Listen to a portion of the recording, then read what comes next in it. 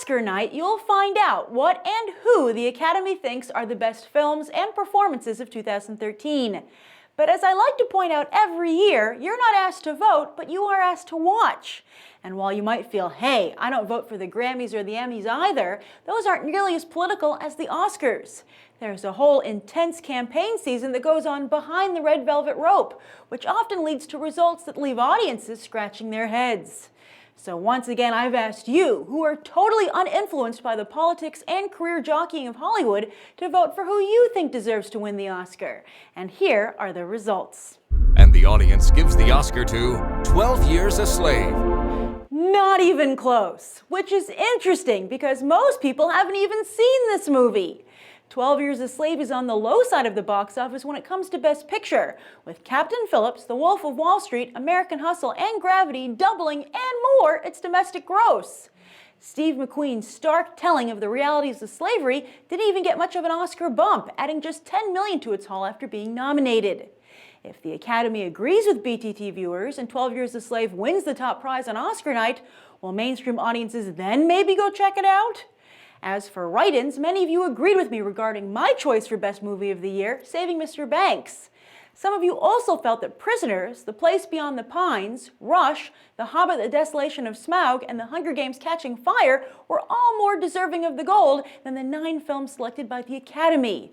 And to think, the Best Picture category was expanded from 5 to up to 10 nominations after The Dark Knight snub to try and make sure popular films had a shot. But it looks like the Academy still doesn't respect large-scale filmmaking. What's it gonna take? And the audience gives the Oscar to Leonardo DiCaprio. It's time, damn it! This is one snub you can no longer stomach. Furthermore, you haven't been hypnotized by Matthew McConaughey's megawatt smile and good old Southern charm on the Oscar campaign trail the way Academy voters have. Of course, many of you are impressed with the 180 McConaughey has impressively navigated, and you championed him long before it was fashionable. But DiCaprio has been knocking your socks off on a consistent basis since, well, everyone seems to have joined the DiCaprio bandwagon at different points. What film finally won you over? The Aviator, Shutter Island, Inception, J. Edgar, Django Unchained? Or was it his latest, The Wolf of Wall Street, that made you see the light, which should be reflecting off his Oscar? If not DiCaprio, then many of you would have preferred to see Tom Hanks win this for Captain Phillips, Hugh Jackman for Prisoners, or my personal choice, Joaquin Phoenix for Her. In fact, so many of you wrote his name in that the 5 nominees sure lucked out that the Academy snubbed him. And the audience gives the Oscar to Cate Blanchett. It's all good when it comes to Cate Blanchett. The Academy wants her to win, you want her to win. And all this love is good for Blanchett as she has some blockbusters on the horizon where audience support is crucial. She'll provide the voice of Valka in How to Train Your Dragon 2 this summer and then plays the evil stepmother in Disney's live-action Cinderella next year. Come to think of it, Disney must be thrilled that she's getting an Oscar for pretty much playing Lady Tremaine. But as you can also see, you have plenty of respect for her peers, Amy Adams and Sandra Bullock, who have a slim chance for an upset here, also reflected by your votes. And yet again, we have another frontrunner in a movie that most mainstream audiences have not seen.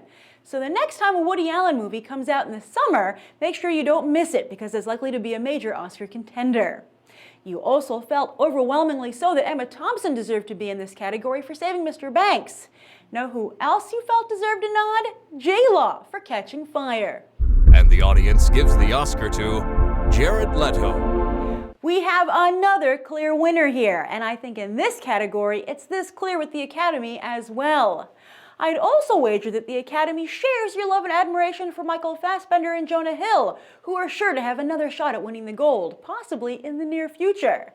But again, just like with Matthew McConaughey, Jared Leto has pretty much been a lock here since the trailer debuted. Both actors' commitment to their roles, internally and externally, has impressed Hollywood and audiences. But is the Oscar some kind of Ripley's Believe It or Not award? Why did you vote for Leto? Was it for his performance or for his willingness and ability to go there? Or the community his role represents? Or maybe all three? Perhaps sometimes we're more like the Academy voters than we'd like to think.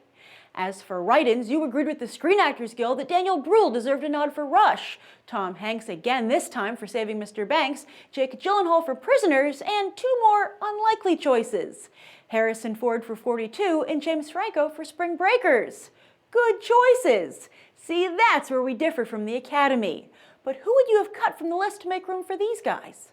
And the audience gives the Oscar to Lupita Nyong'o. This is the most hotly contested category, according to you. You just can't decide. Fan favorite Jennifer Lawrence or newcomer Lupita Nyong'o?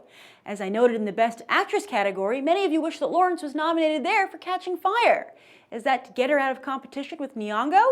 And if she does win here, will you Catching Fire fans be happy, even if it is at the expense of Nyong'o? Some in the industry have whispered that a win here for Lawrence is so unsympathetic that it could actually hurt her career. What do you think? And if you do think a win here would make Lawrence look bad, how should she handle it when she takes the Oscar stage? Sean Penn found himself in a difficult spot when he had a surprise win over Mickey Rourke back in 2009, yet he managed to accept his Oscar gracefully. We also never really heard from Rourke again. Will Nyong'o be equally derailed with a loss here? In terms of write-ins, Oprah Winfrey did get some love for The Butler, Scarlett Johansson for her, and very interestingly, Margot Robbie for The Wolf of Wall Street. Is she the new Michelle Pfeiffer or Sharon Stone? And the audience gives the Oscar to Alfonso Cuaron. If you thought the winners were clear beforehand, now we're getting into some categories where the other contenders barely even registered with you. Alfonso Cuaron, the Academy's likely pick for Best Director, is also yours, which just shows that Steve McQueen needs to get out there and do more interviews with the public. I would like to take this opportunity, though, to discuss a question one of you posed in another video. Why is nobody making a big deal about the fact that Cuaron would be the first Latino director to win for Best Director? After all, quite a fuss was made when Catherine Bigelow won. But I believe that's because, one, there are not only few female directors in the entertainment industry, but few women in top positions in any industry. So whenever the glass ceiling is broken, it's a big deal. Second, she won for directing an action-y film, which stereotypically is considered a man's genre. And Cuaron isn't nominated for making an overly Latino movie. He hasn't highlighted his heritage, so neither has the Academy or the media. I would liken a win for him here to Ang Lee's historic win in 2006 for Brokeback Mountain, where again, Lee's Asian heritage wasn't a factor in his filmmaking. But come to think of it, neither really was Bigelow's. That's how far behind women are, that we need to be cheered on when we actually win something. Snub-wise, you felt Spike Jonze should have been recognized for her, and the Catching Fire love continues, Francis Lawrence for the Hunger Games sequel. But don't worry, I'm sure Lionsgate has awarded him a nice fat check. And the audience gives the Oscar to her, 12 Years a Slave. When it comes to original screenplay, you clearly think Her rises above, and the Academy is likely to agree with you on Oscar night. In fact, as I've pointed out in my Oscar coverage, this is probably the only category that Her will win, which actually gives it the edge here, as the Academy likes to fairly divide up the Oscars. But over in adapted screenplay, you're more divided. Of course, you respect the work John Ridley did with 12 Years a Slave, but then you fell in love with Terrence Winter's work on The Wolf of Wall Street. Both men managed the Herculean task of paring down yet maintaining the integrity of lengthy, controversial stories. Ultimately, you went with Ridley, but such a strong showing for The Wolf of Wall Street, which the Academy could agree with, perhaps hints at some kind of upset in some category come Oscar night. For write-ins, you gave a nod to Prisoners for Best Original Screenplay, and for the Best Adapted Screenplay, again, The Hunger Games Catching Fire. Is this sequel this year's The Dark Knight? And the audience gives the Oscar to Frozen, Let It Go. Frozen! You love Frozen! I shudder to think what might happen on Oscar night if Frozen doesn't win in these two categories. At least you'll get to see Idina Menzel bring the house down with Let It Go. Maybe this is the Dark Knight of this year's Oscars. In fact, which is your fan favorite movie of the year? Frozen or The Hunger Games Catching Fire? However, with The Wind Rises opening this weekend in wide release here in the US, I'll also be curious to know if any of you switched your vote after having finally seen it. But while that matchup is more genuine, Ordinary Love's potential upset is all politics. We'll have to see if the Academy is as enamored with Frozen as you are, and how you'll react if they're not.